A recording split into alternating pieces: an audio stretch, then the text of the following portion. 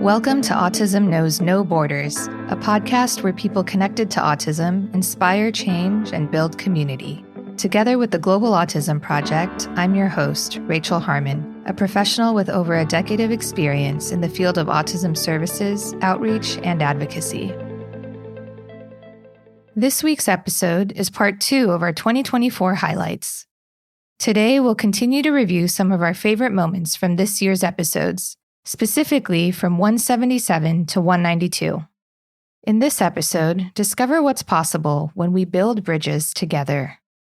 And now, I present you the Global Autism Community. Episode 177 was a Global Autism Community Roundtable about employment and career development.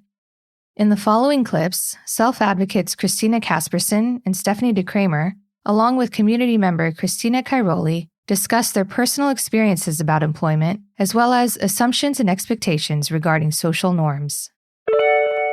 I had a unique opportunity that I lived overseas. I lived in China for many years, in Thailand for a few years. And kind of what was unique about that experience as an autistic person is that I did not have the social expectations on me. Often I was the only American sometimes, and nobody knew what to expect from me. So however I did things, that was just how it maybe to them how an American does it. And I didn't realize, and at the time I was not diagnosed, but I actually went through a slow process of unmasking, living many years overseas, just because I didn't have the pressure to mask. I wasn't consciously trying to mask, but I was just more free to be myself because I didn't have cultural and social expectations on me.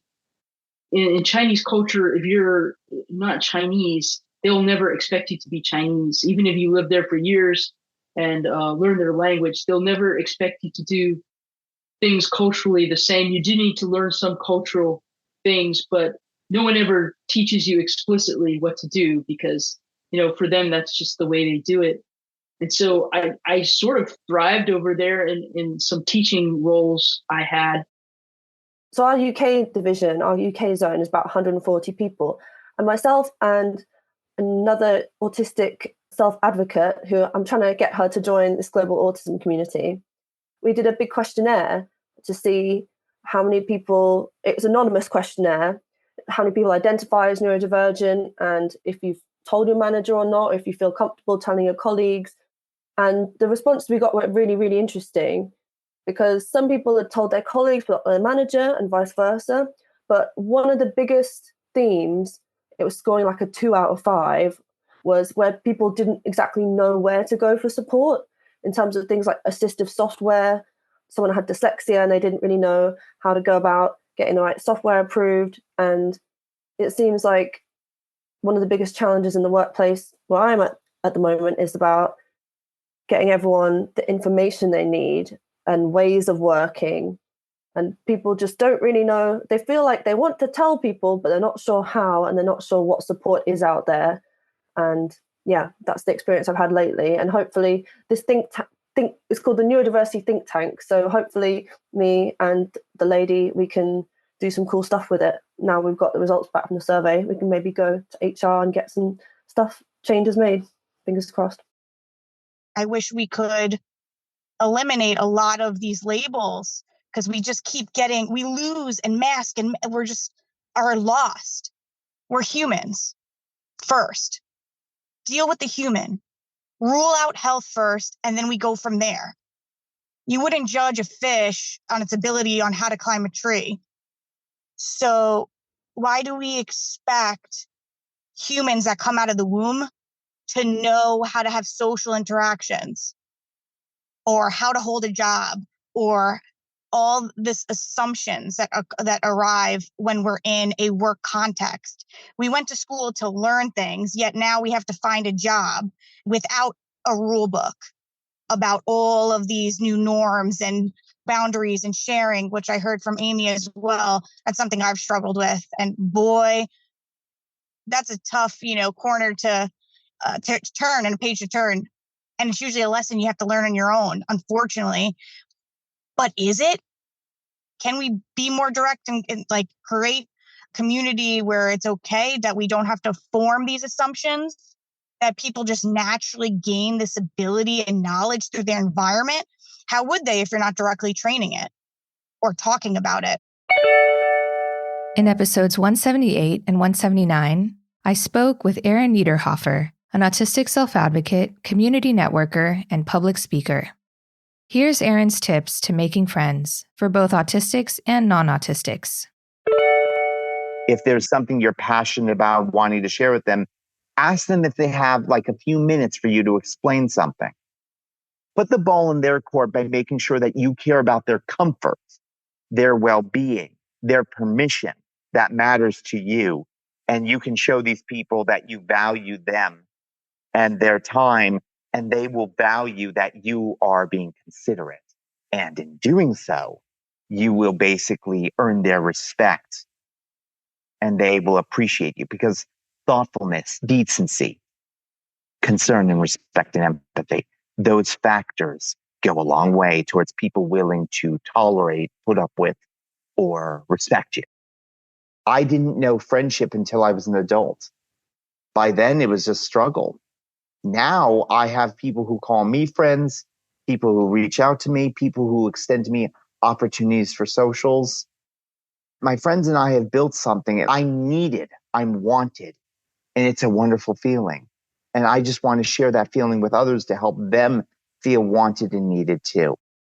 For the non-autistics, remember that for autistics, many of us do not have this naturally. We are forever learning. But what you learn from trying to teach us or learn from us, we will help you in your own life. And you will gain some very loyal friends who will stick with you through thick and thin out of sheer gratitude. We will do our best to repay that kindness 100-fold. We lift each other up. We are humans. We are community. And together, everyone achieves more. Autistic self-advocate and BCBA Brian Middleton joined me for episodes 180 and 181. This is Brian on the difference between the medical and social models of disability and what defines neurodiversity affirming practices. The medical model for disability views disability as being something that is inherent within the individual. It's something that's wrong with that person. If I were to use this lovely little STEM toy that's sitting at the desk I'm at as an example of this, if this is a person, the disability resides inside of them and we need to fix it. Okay. Now enter the social model. The social model and the human rights model and the biopsychosocial model, which of the three I prefer the biopsychosocial because it's the most robust, but each of them has their benefits. It's just biopsychosocial seems to be the one that incorporates most from human rights and social. So though each of those models perceives disability not as residing within the person, but rather an interaction between the in-person and the environment. So using the camera as an example, if I take this individual and I place them upon this surface, they are not disabled. The disability does not exist. Well, what happens if the individual is interacting with an environment that prevents them from being able to operate, that impedes them?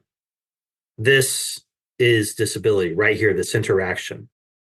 Neurodiversity affirming practice or neurodiversity aligned practice would be practices that align towards affirming and creating environments where all neurobiological types can thrive so that we can coexist and collaborate together. I will add that I frequently have people ask me, well, is NET, natural environment training, neurodiversity aligned or affirming?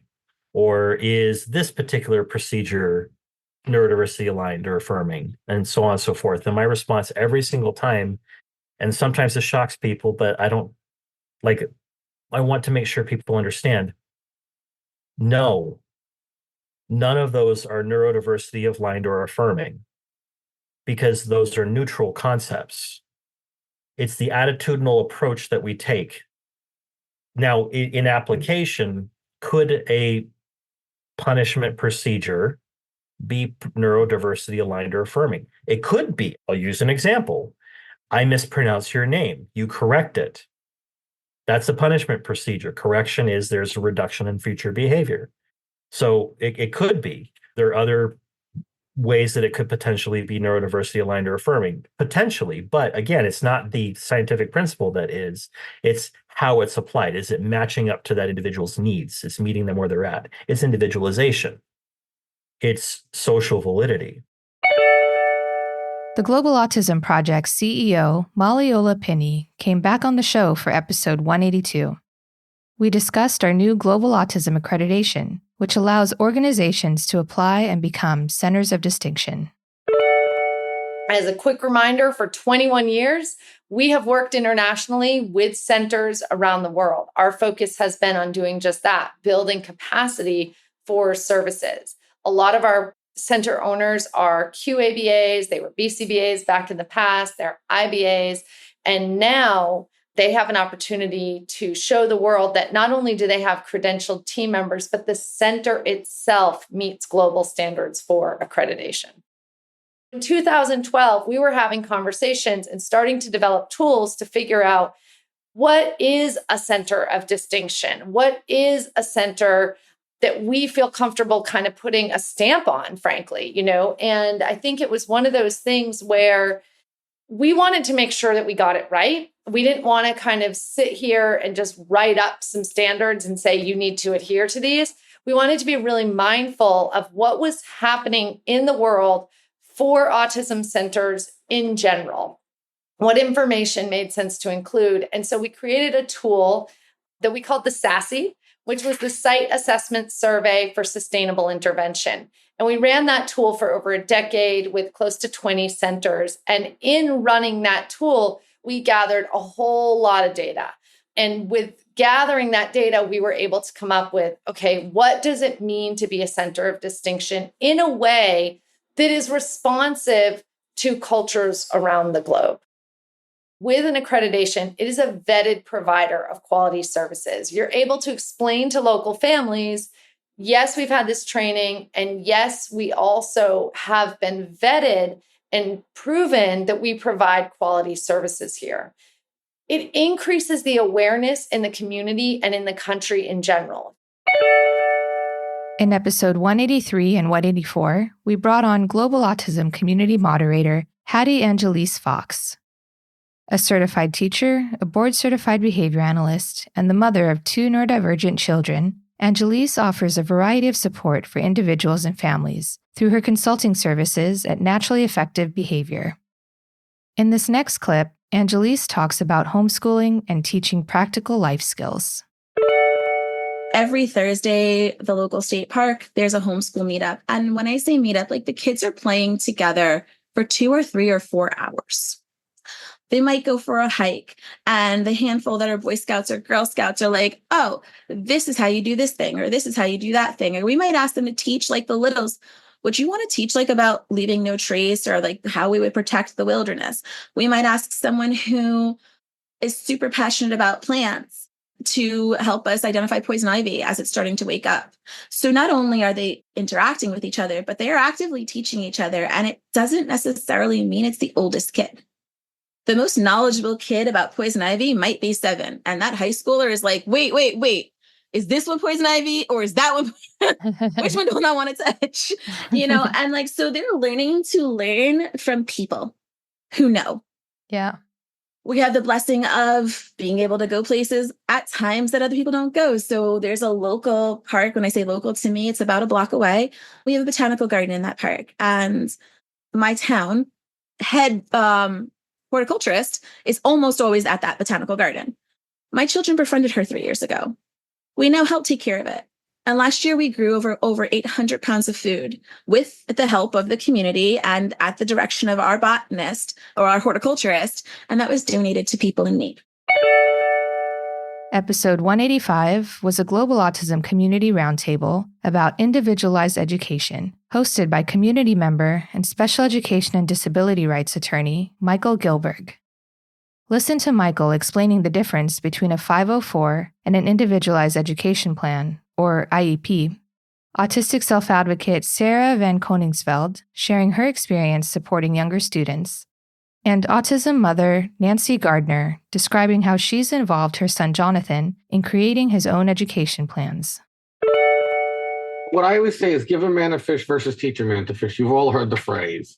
An IEP is teaching him to fish. A 504 is giving him a fish. A 504 is an accommodation, but there's no goals to improve on the behaviors that need to be worked on. There's no measurable goals. An IEP is giving you measurable goals to say, so-and-so will achieve this by this point. And for things that need to be worked on, and look, nobody needs to have their autism fixed, but there are goals we all have to work on. Social goals, emotional goals. As I always say, the 504 was great for the girl I represented who had a peanut allergy, because there was nothing we could do to teach her not to be allergic to peanuts. We couldn't set a goal. Sally will not be allergic to peanuts and have an anaphylactic shock because she's around peanuts. Not medically possible. She needed a 504 to not be exposed.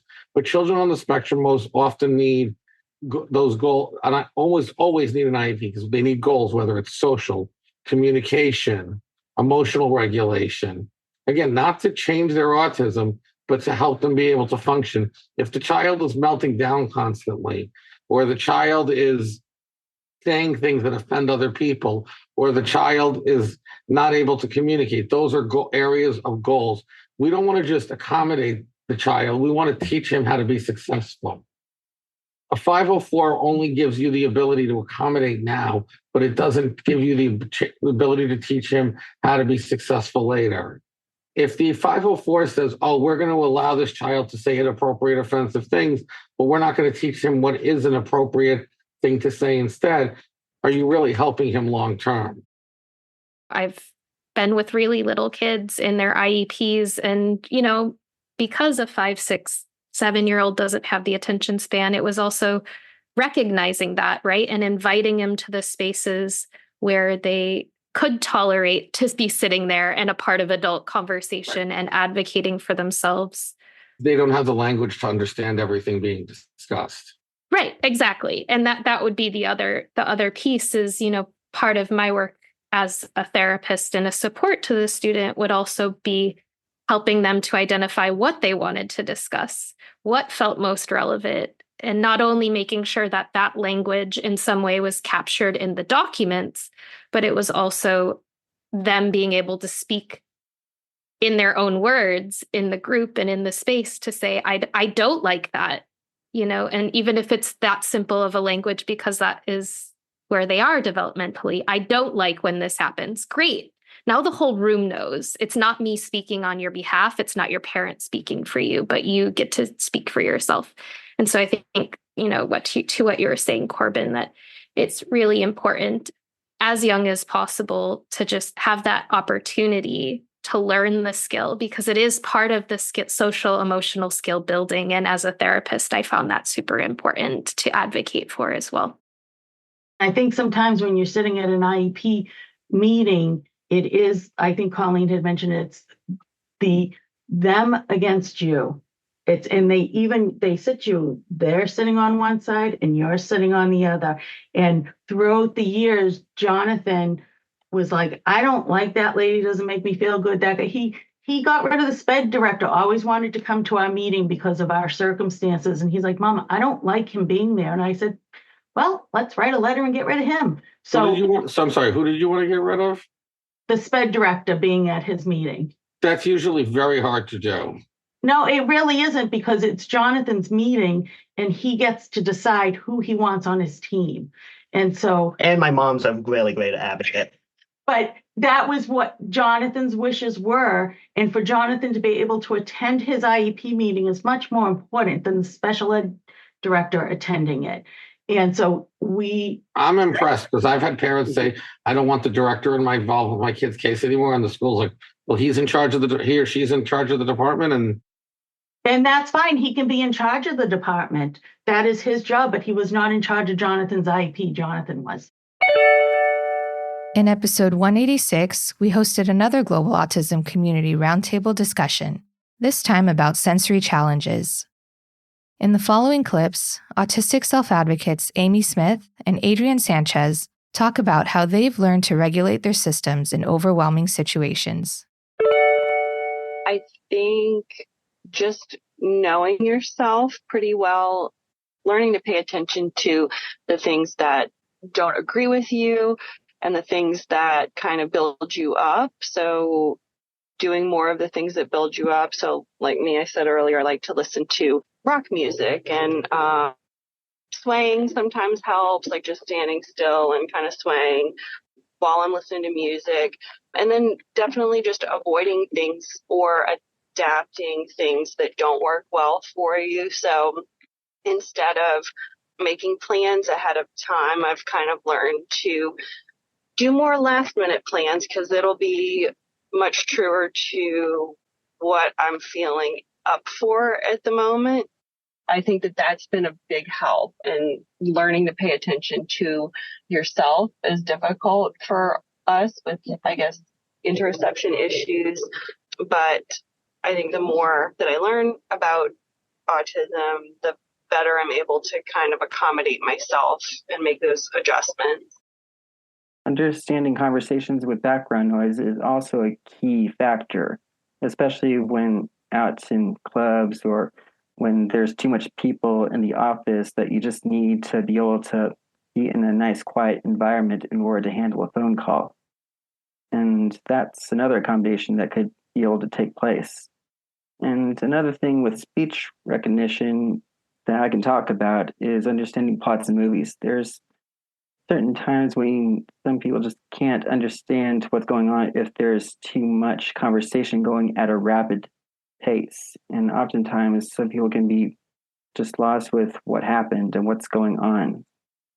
There is some key things that I've done to be able to fix all that. One part is like when talking about movies or this, I understand it better, I find it better to try to read up on it and read every single moment of the plot in order to understand it better, like a storybook, because it's actually being read at your own pace.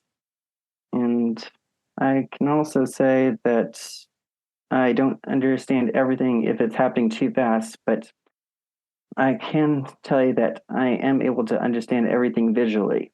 I rely on my imagination in order to understand things better. And it's also the kind of thing that's involved with stimming, because oftentimes when I would stim, especially if I'm in a place where I'm not self-conscious to do it, it's basically because I'm using my imagination to be somewhere else, and that pretty much helps put me in my happy place. Episode 187 highlighted the Latin America Autism Summit that we hosted in Lima, Peru last July.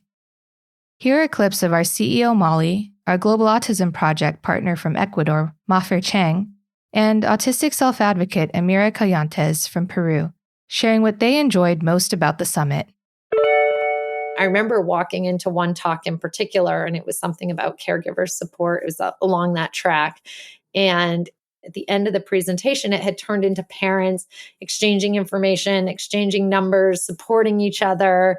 And these, parents who are a little further along in their journey, maybe they have a 6 or 7 year old and they're talking to people who have a 2 or 3 year old. So it was really special and really cool. And then, as you know, after this, we've heard about more people connecting. We've been in touch with some of the people who were there. So I think it's one of those things that the way that we curated the event by design was to create connection, to build community, not just to say, oh, hey, I was at that conference too, but to really have the experience of, I was at that conference. I remember that conversation. I remember that experience that we had together. And it's the same thing we did with Global Summit, right? Just to really cultivate and build connection and community. One of the things that I enjoy attending to the American Autism Summit in Lima, Peru, was to see, first of all, to see adults with autism under the Latin America community, since I've only had experience with Americans with autism, and the trip that I did to Kenya with the Global Autism Project. This was the first time that I encountered adults with autism and mothers of adults with autism in the Latin American community. So that really impacted me, and also being able to have a neighbor country to change people's life by finding a way to find a job and teach a vocational skill impressed me. The Latin American Summit I enjoy sharing with many people around the region, people from Colombia, from Peru, from Argentina, that are sharing the same vision and mission and are going through the same barriers or cultural barriers, insurance barriers, myth barriers. And so that helped me clear out many ideas and have a hope that we are doing the right thing. Also, the share of knowledge between different people and seeing that there's no language barrier when you have a passion to share your knowledge. To me, sharing my experience in the self-advocate panel at the summit was really something I never imagined I'd do. I felt really powerful doing that because I'm kind of an introverted person, and also I don't like that much speaking in public, but I really felt that this was something I needed to do, and I'm happy I did it and that I was able to have dialogue about autism and neurodivergency and just share my experience with everyone. I just think it's really important to reiterate that this is my experience, but all autistic experiences are different. And I really think that having all these people listen to me felt really validating, and I felt really comfortable. And I just think this is an experience that I will treasure for my entire life. So thank you. In episode 188, we took you on a SkillCorps journey with our Team Peru volunteers who helped plan and execute the Latin America Summit you've been hearing about in previous clips. Here are Lauren Miter, Riti Bajaj, and Marianne Spiota sharing their takeaways from the trip, including what they've learned about global collaboration and how they've grown personally from the experience. I was also very inspired by the clinics that we were able to go visit and meet teams from other countries, like meeting our Ecuador team. It was very inspiring for me. I also really enjoyed our self-advocate interviews and dinner that we had. That was just a really cool experience. Something that I learned about global collaboration is that there are so many people around the world that are trying to do so many things and advocate for those on the autism spectrum. And it's just very cool to see that people are so passionate and they're all over the globe. So I think it's just a matter of time until we all really connect, and I can just see like the bigger picture. I could see it happening all in the future. It's very cool and inspiring. And it's also really interesting that even though a lot of us couldn't speak the same language, we were all able to interact with each other, bond, and learn from one another. One of the key moments that surprised me or really truly made an impact was working at CASP, or Centro and Sullivan del Peru, for the day. Being there, listening to Dr. Liliana Mayo, the founder and executive director of CASP, listening to the parents, talking to the advocates, and that interprofessional collaboration that came with it was truly a moment that really fueled my passion and kind of reminded me of the work that we do and why we do what we do. So that was a key moment in the trip for me that instilled a fire in me to continue and said, yes, this is the right path. What I am doing is going to make a difference. It is big. It is loud. It will be heard throughout the world. And even though I might not see it now, there is somebody somewhere in the corner of the world taking this huge sigh of relief for the work that we do today. What's transformed me personally and professionally? I would say that I'm a success story for SkillCorps. There have been 3 things in my life that have done the most to transform who I am as a person to my core. The first was becoming a mom. The second has been being a teacher. And the third has been being a volunteer for SkillCorps. I've learned so much about myself personally and professionally through these experiences. And I'm forever grateful for everything that I've learned. SkillCorps has helped shine a light on who I am as a person so that I'm able to show up in a different way or better way for the world. And so once again, I'm thankful for all the things that you guys do for SkillCorps, for us SkillCorps members to create these experiences, but also for just doing everything that you do. Episode 189 was a Global Autism Community Roundtable event about organizational and environmental management. In the following clips, autistic self-advocate and BCBA Angelise Fox and autism sibling and occupational therapist Cheryl Albright discuss organizational styles and how to create a space that works for you. First of all, identify what you want the space to do. What is it supposed to do for you? Then remove anything that's excess that doesn't serve those purposes. And then understanding who you are and how you move and use them. And one of the content creators I love is a neurodivergent woman. She's an ADHDer. Her name is Cass. She's Canadian. Her YouTube channel is Clutterbug. She's actually even had a show on TV, Discovery, I believe. But she looks at 4 organizational styles, the intersection between macro and micro, where you like everything in just like big sections or little sections, and then hidden and out, like visual. And when you intersect those, she calls them her clutter bugs. And she names each one with like a cute ladybug, bee, whatever. But understanding what you're naturally inclined to do, for those of us who want everything to have a space and a space for everything, you're a micro organizer. For those of us who are like, I just like to have some piles, like this is my to-do pile for work and my home stuff and my business stuff, like you're a macro organizer. For those of us who are like, I can't feel like I can initiate until this space is visually clear, you like things hidden. If you feel like you can't initiate till you have all your tools directly in front of you, you like things visual. And when you understand that better, it's a little bit easier to create systems that work. And when you have to share your space, defaulting to macro and hidden is actually easiest. Occupational therapists do help with executive functioning, and I'm also a yoga therapist. So my head tends to go in that direction. And it's a lot harder to organize your brain than it is your physical space. And I like my head just kept going, let it go. So, having some kind of practice, mind, body practice, whatever that looks like for you, could be part of your wellness routine.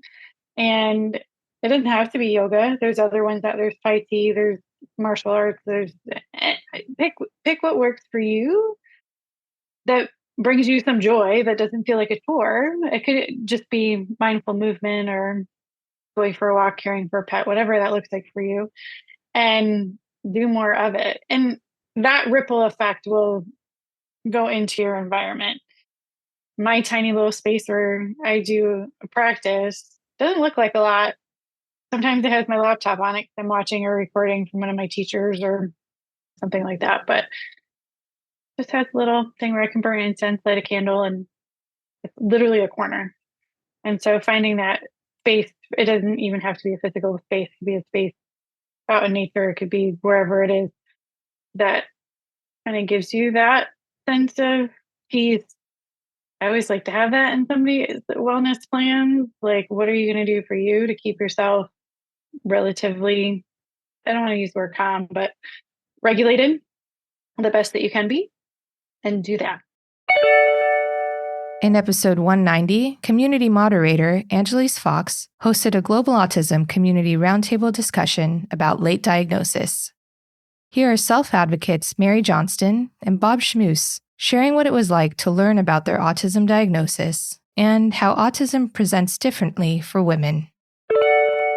I was diagnosed at 12, actually, so I'm someone who's late diagnosed. And one thing that I notice a lot is already with women, people don't really believe that women are autistic or can be autistic. Like, a lot of what people say is like, oh, you're anxious, you're overdramatic, or like it's all in your head. Or a lot of people will say like, oh, that's not autism, like that's anxiety or like mental illness, like depression or something. So they typically try to invalidate it, is what it feels like. It is really hard, like making friends as a kid, because a lot of the kids, even if you present more like neurotypical, like you can talk and do a lot of things independently, a lot of people see like differences with like how you speak and things you react to. And it kind of singles you out. And it always made me feel like I never really fit in anywhere when I was growing up in public school. And it was hard to really kind of find a group that I was welcome in. And it really led to a lot of feelings of like anxiety and depression, especially feeling like scared to go to school because I never felt welcome there. How I got my diagnosis is that I was 15, and what happened was it was actually during a moment of crisis where I was hospitalized. That's when it went to that point where I had to be hospitalized, 15 years old. And from the psychologist at the hospital, at the psychiatric unit, they told me about autism and they diagnosed me as that. I didn't know I had heard of it from time to time, but I didn't know exactly what it was until they told me. What they said, it was Asperger's, but now it's autism. So learning more about autism, it's just about what it is, the characteristics. It really helped me get a good perspective on what it is. I was told by my mother that it was suggested when I was 10 years old, but it wasn't fully diagnosed. But anywho, when I was diagnosed, when I learned the characteristics and symptoms of it, I was like, my God, it all makes sense. Because, I've always had social anxiety. I've always had focused interest. I stimmed.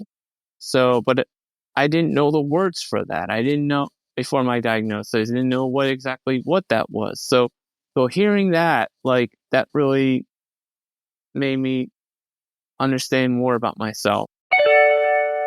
Episode 191 was a global autism community event led by community moderator Danielle Terrell around the topic of healthcare preparation and advocacy. Danielle and self-advocates Amy Smith and Sarah Van Koningsveld discussed patient rights, how to prepare for medical visits, and the importance of including disability awareness in continuing education for practitioners. They always talk about something autistic people typically like to do. They like to kind of scope out a place before they go for the first time, or if it's a new restaurant, they'll already know what they're going to order on the menu before they go. You can kind of do that with your own healthcare. I mean, when I've had to switch hospital systems or doctors due to insurance or providers moving, retiring, whatever, Google's my friend. I go to it all the time to get more information about things. And I've had a bit of luck with being able to search for, whatever specialty I'm looking for. A lot of the hospitals nowadays will do like little provider highlight videos, and they'll kind of have a video where they're interviewing this provider, and you can kind of get, a little sense of that physician, why they went into the field they did, and see if you feel like it might be a good fit for you. I would also say that if you do go to a provider and it's not a good fit, you, for whatever reason, just, maybe you feel rushed by them, or maybe you don't feel like they listen to you, it's okay to see a different provider if you are able to for next time. Transferring your care to a different provider should be something that patients can access. I know like mid mornings are really good for me because it's when I'm the most alert and able to communicate the most clearly. And so I try to schedule my appointments in that kind of window whenever possible and avoid the late afternoon, which is harder for me. Also, in preparation, doing things or having things that help you to regulate or be calm, so if you have practices like breathing activities or even stimming that helps you to regulate, or having someone go with you that can co-regulate with you, just be that support person. You have, again, patient rights. You have the right to have anyone with you that you would like in your meetings, your sessions, your time with your provider. So yeah, those would be like my preparation recommendations. And as far as like at a clinic or a hospital, I mean, that's one of the, I think the biggest challenges for many of us autistic folks is like everything's white, everything is fluorescent or neon, everything's very, very sterile, sometimes even very, very cold temperature-wise. Some people like white, it's less distracting. Some people like cold, it's more, calming for them, because we're all different on the spectrum. But I do know that it's hard for a lot of people. It can be really noisy and things too. And so having sensory tools with you, whether those are decibel reducers or earplugs, headphones, sunglasses. There's also like tinted glasses, like different colors. And I'm not an expert on color therapy, but my understanding is that pinks are actually one of the best for fluorescent light. So like literally putting on rose-colored glasses to go to the doctor can help regulate the nervous system. The importance of asking questions. And I'm not saying it's easy. It's a vulnerable situation when you're talking about your healthcare, but ask those questions, whether it's directly to your provider, whether it's to your community, and have more conversations, because that's the only way that things are going to change. That's the only way we're going to get more continuing education courses. That's how different abilities are going to be included in the diversity and equity training, because like you said, it is so important, and we need to continue to grow and foster these topics and how to advocate in a healthcare setting. And, it's learning your body isn't easy, but I think the more conversations that we have, the more roundtable discussions, it's going to help. And last, but certainly not least, episode 192 was a Thanksgiving special in which we announced how you can get involved to directly support our programs and initiatives. Here's the Global Autism Project CEO, Molly, talking about our COMPASS program, which enables donors to help us improve the quality of life of autistic individuals and their families around the world. COMPASS is our monthly giving program, and COMPASS will allow you to be part of truly taking our work to new destinations. We receive emails on a regular basis asking for support, asking for guidance, asking for help. We receive them from parents, we receive them from professionals, and literally every single week, these emails are coming in and people are asking, when can you help us here? How can you help us here? And over the past few years, we've had to refer them to local partners and hope for the best. And sometimes those partners weren't all that close to them. We're going to change that. In 2025, we are going to be launching our international mentorship program. And what's going to make this possible is you and your donation. When you sign up to be a monthly COMPASS member, when you give monthly, you are going to make the ongoing ability to say yes to people who want help possible. You're going to allow us to identify and work with more change makers, more visionaries, more people who see possibilities for their community and their autistic loved ones. You're going to allow the Global Autism Project to be the organization that says, yes, we're here to help. Let's do this together. So I want to thank you in advance for all of your generosity, all of your support. And I want to thank you in advance for joining COMPASS this year. This is our monthly giving program. You can learn more about it at www.globalautismproject.org/COMPASS. And that's a wrap. As I was reflecting on these past episodes from 2024, I was overcome with immense gratitude for our community. A huge thank you to our guests for sharing their stories, to you, our listeners, for your continued support, and to our team for all the work behind the scenes. Special thanks to Danielle Terrell for helping to manage guest communications and social media, and to all of our community moderators this year, Christina Casperson, Hattie Angelise Fox, Bob Schmoose, and Adrian Sanchez, for monitoring posts and keeping our online space safe and respectful. If you didn't listen to part 1 of this year's highlights, or are curious about what we were up to in previous years, you can find links to all of our highlights series in our show notes. From all of us at the Global Autism Project, we wish you a happy and safe holiday season and hope you can spend some quality time with your loved ones. Thanks for listening. Take care.